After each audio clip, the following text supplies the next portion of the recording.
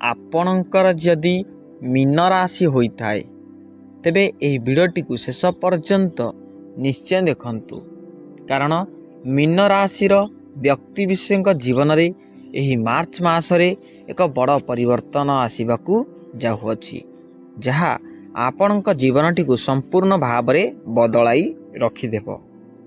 एवं शनि महाग्रह देवगुरु बृहस्पति एक एमिति मोड़ आसीअछि एमिति चलन हेब जहाँ आपण जीवन में बाधा विघ्न जेते मात्रा थिला एवं दुख कष्ट थिला ताहाकु मध्य हरण करनेब। तेबे आपण जदि मीन राशिर व्यक्ति विशेष होइथांती एवं ईश्वर को सच्चा हृदय विश्वास करुथांती तेबे वीडियोटी को लाइक करंतु, चैनल टी को सब्सक्राइब निश्चिंत भावे करंतु, ता सहित कमेंट रे जय महादेव निश्चिंत भावे लिखंतु। तेबे देखंतु प्रथमतः आपणकर अधिपति हेउछंती देवगुरु बृहस्पति। एही वर्षक जाक पई आपणकर मीन राशिर व्यक्ति विशेषंकर अधिपति हेउछंती देवगुरु बृहस्पति। देवगुरु बृहस्पति आपणकर लक्ष्मी नारायण स्थान यथा गुरुस्थान रे विराजमान करिसंती। तेणु गुरुस्थान रे विराजमान करिथिबारु देवगुरु बृहस्पति आपणकर क्यारियर एवं स्वास्थ्य उपरे बहुत मात्रा रे ध्यान देबे। किंतु मन रखंतु सूर्य महाग्रह एवं राहु एकत्रित होई आपणकर द्वादश करे विराजमान करिथिबारु आपणकर स्वास्थ्य रे किछि अघटन देखा जाई पारे, किछि आपणकर स्वास्थ्य असुस्थ मन होई पारे। जेमिति कि आपणकर पूर्वरु तो गैस्ट्रिक जनित समस्या रहउतिला, डायबिटीज जनित मध्य समस्या रहउतिला एवं आपणकर श्वास जनित समस्या मध्य रहउतिला। जदि आपणकर चर्म जनित समस्या रहउतिला तेबे ताहा जून 2 पर्यंत कदापि छाड़िबो नाही, कारण जून 2 पर्यंत सूर्य महाग्रह राहुंक सह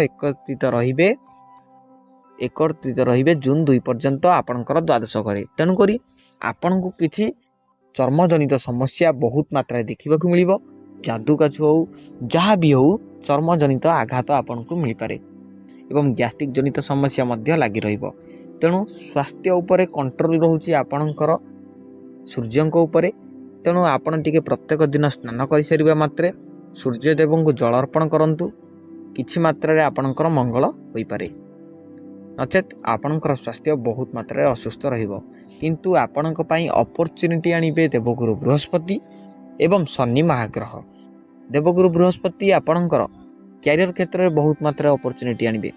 आपण को नूतन चाकरी रे किंबा आपण किछि नूतन बिजनेस रे सहयोग करिवे। आपण जदि कोनोसी चाकरी करितांती तबे आपणकर प्रमोशन घटाइबे एवं एही मार्च मास रे आपण किछि नूतन बिजनेस मध्ये आरंभ करि पारंती जहा लाभदायक बा लाभजनक होइथबो। एवं आपण को देखिथिबे बहुत मात्रा रे आपण दुख कष्ट रहउतिले, ऋण रे करज रे बुडी रहउतिले, ताहा मध्य सब दूरै जिवो एवं लोक माने आपण को सम्मान करिवे। देखिबे आपणकर टेक मध्य आपणकर आखपाख गाँ रे बढ़िबाकू लागिबो। एवं शनिंकर मध्य बहुत मात्रा रे आपणक ऊपर दृष्टि रहउछि। तेणु धनर अभाव रहिबो नाही। एई मार्च मासरे धनर अभाव रहिबो नाही एई मार्च मासरे एवं आपणकर आय वृद्धि हेबो, व्यय कम हेबो, स्थिति मध्य आपणकर वृद्धि हेबाकू लागिबो। माने संचय आपण बहुत करिवे, आय मध्य आपणकर वृद्धि हेबाकू लागिबो। तबे शनिंकर मध्य आहुरी किछि परिवर्तन होई पारे। मार्च माने आपणकर जो ग्रहण आसीबाकू जाउछि एबे चंद्र ग्रहण, शनिंकर मध्य किछि इफेक्ट पड़ी पारे। जेमिति कि आपण किछि खराब कार्य करंती, खराब कर्म रे लीन रहंती तेबे आपण खराब फल निश्चित भावे प्रदान करिवे। यदि आपण निष्काम भावे कर्म करंती, भल कर्म करंती, देखिबे शनिंक द्वारा आपण निश्चित भावे मार्च मासरे धनी हेबाकू लागिबे। आपणकू पैतृक संपत्तिर प्राप्त कराइबारे साहाय्य करिवे एवं आपण किछि नूतन जमी क्रय करि पारंती, नूतन सुना अलंकार मध्य क्रय करि पारंती। आपणकू लक्ष्मी देवींकर मध्य विशेष आशीर्वाद रहुअछि। तेणु आपण किछि सुना गहना मध्य क्रय करि पारंती, धनर संचय मध्य रहिअछि। पूर्वरु आपणकर बहुत मात्रा रे शत्रु रहउतिले, देखिबे शत्रु माने आपणक ठारु दूरेई जिवे एवं शत्रुकर भय मध्य आपणक उपरु रहिबो नाही।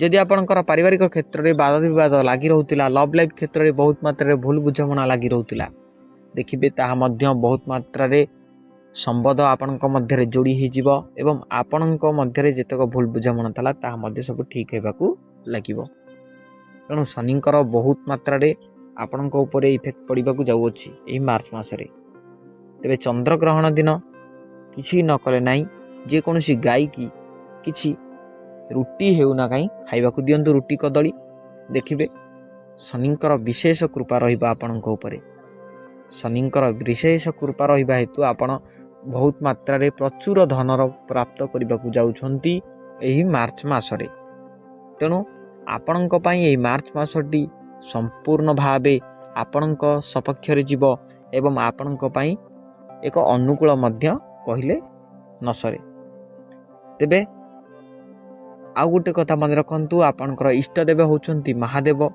तेणु आपण जदि पारिबे सोमवार दिन ए महादेव मंदिर जलसेई करने द्वारा आपण स्वास्थ्य किछि मात्रा सुस्थ होबारे लागिबो माने सूर्यंकर जेते मात्रा इफेक्टिव पड़ुथला ताहा टिके कम हेबाकू लागिबो तेबे आपण महादेव मंदिर को मध्य यात्रा करंतु देखिबे बहुत मात्रा रे मंगल घटिबो तेबे आज तो समय हो जाई अछि भिडियोटी को एठी रखिबा तेबे आपण जदि मीन राशि व्यक्ति विशेष होइथांती एवं ईश्वर को सच्चा हृदय विश्वास करुथांती तेबे भिडियोटी को लाइक करंतु चैनल टी को सब्सक्राइब करंतु रहुची धन्यवाद जय जगन्नाथ।